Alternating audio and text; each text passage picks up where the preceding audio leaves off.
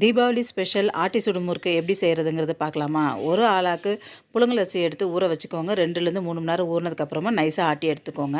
1 cup உளுத்தம்பருப்பு எடுத்து இந்த அளவுக்கு செவக்க வறுத்துக்கோங்க. இந்த அளவுக்கு செவந்தா போதும். இதை மிக்சியில் பொடிச்சு வச்சுட்டு ஜலிச்சு எடுத்துக்கோங்க.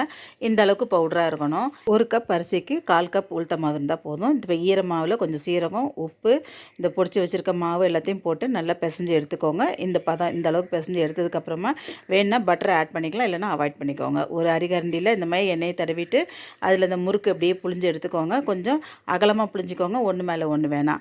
எண்ணெய் நல்லா காஞ்சதுக்கப்புறமா இதை ஒன்று ஒன்றா அப்படி போட்டு எடுங்க. 2 பக்கம் திருப்பி போடுங்க. திருப்பி போட்டதுக்கப்புறமா ஆயில் அந்த பபிள்ஸ் குறைஞ்சோன்னே எடுத்துடலாம், செவக்க விட வேணாம்.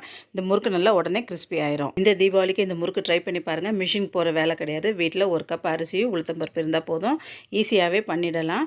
இந்த முறுக்கு மேக்கிங்கை நான் லாங் வீடியோவாக போடுற நாளைக்கு அதையும் பாருங்கள். கொஞ்சம் எலாபரேட்டாக இருக்கும், ஈஸியாகவும் இருக்கும்.